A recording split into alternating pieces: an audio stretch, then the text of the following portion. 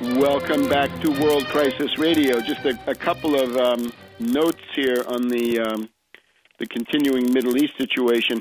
A sensible commentary, to some degree, on the events in Egypt comes from a professor named Rabab el-Mahdi, a woman professor at the American University of Cairo. Rabab el-Mahdi, M-A-H-D-I.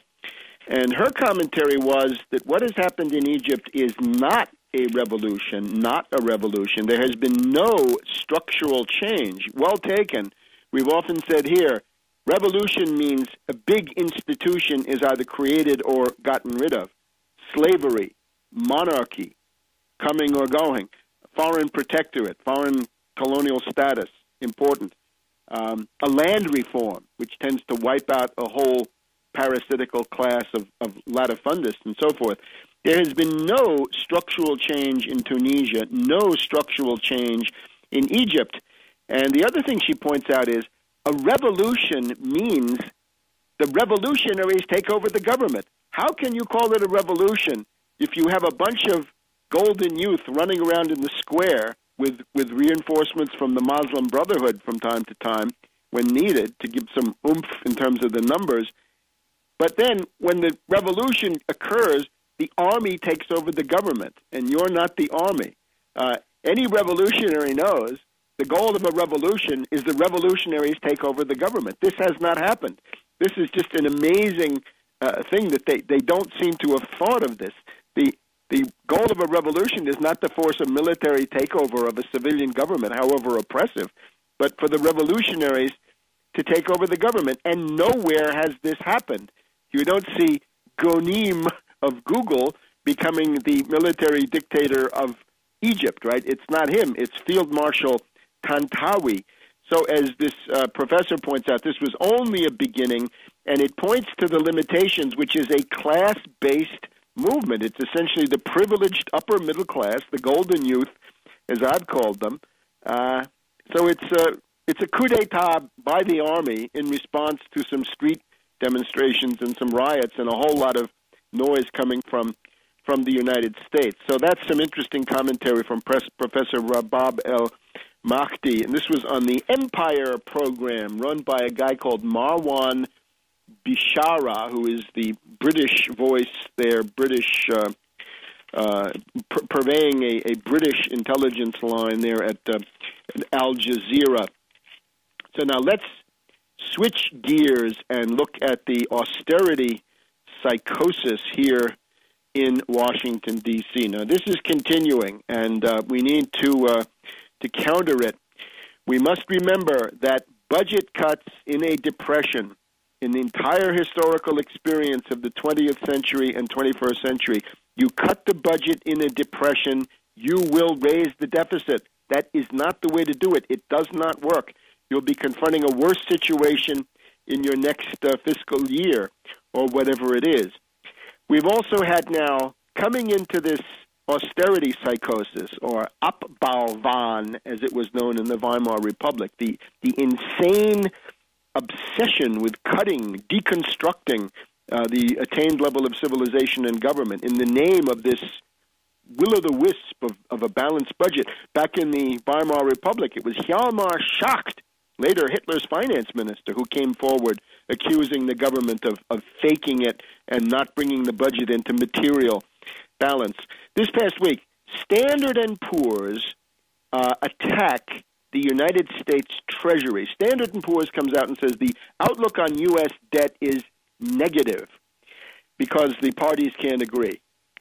Standard & Poor's, you should be in jail. You should have been indicted and tried, and you should be in the penitentiary now based on what you did during 2007, 2008, when they were issuing AAA highest ratings to absolute junk being issued by Goldman Sachs, Morgan Stanley, zombie bankers, hedge fund hyenas up and down Wall Street. This is, in effect, it meets the qualifications of the RICO statute for the racketeer-influenced and corrupt organization. It has all of the earmarks of a criminal enterprise. But now they feel strong enough to come out and attack the United States government. This points to the fundamental choice of the modern era. We see the CIA, the National Endowment for Democracy, and so forth, attacking the nation state. And now we've got a new front, or it simply calls attention to the existing economic, financial budget front. This is an attack on the nation state by the same neo-feudalist forces who run the CIA and the intelligence community. It essentially says the nation state is bankrupt. This is going to be the big thing now in Europe and the United States, where they don't want to have people attacking the government, but through demonstrations, right? That you have an oppressive regime, because you do. But now they say, these are bankrupt entities. Similarly, Fitch and Moody's have attacked China. They say the Chinese banks are not reliable because they're going to have problems with bad debts and problems with inflation. Remember that Standard & Poor's, Fitch and Moody's are to some extent para-governmental organizations. In other words, in many government entities or entities that are chartered by government, they have provisions in their bylaws that the only thing, for example, certain pension funds are allowed to invest in are securities that receive a AAA rating or a AA rating from, for example, Standard & Poor's. This should have been rolled back. The quasi-official, quasi-governmental status of Standard & Poor's has to be rescinded. It's a little bit like the idea that you can have Fannie Mae or Freddie Mac be privatized but keep a Treasury guarantee. No. Either they've got to be nationalized, in which case they have a Treasury guarantee, or if they're privatized, then there's no Treasury guarantee.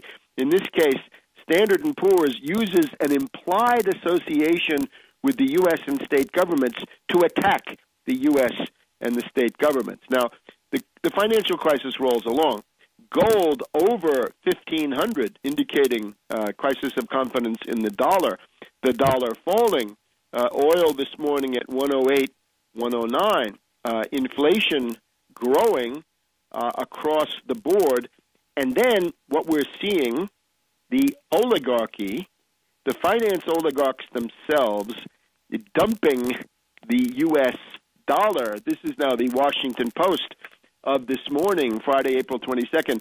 The dollar no longer almighty. Warren Buffett, the great parasite finance oligarch, the sage of Omaha, who also should have had his appointment with the federal prosecutors, he now regards South Korea, the ROK, as a hunting ground for investments. It's a buying opportunity, and it's clear that this is Buffett betting against the U.S. dollar. He says, I would recommend against buying long-term fixed dollar investment, says Buffett. If you ask me if the U.S. dollar, this is a speech in New Delhi, if you ask me if the U.S. dollar is going to hold its purchasing power fully at the level of current times, it won't.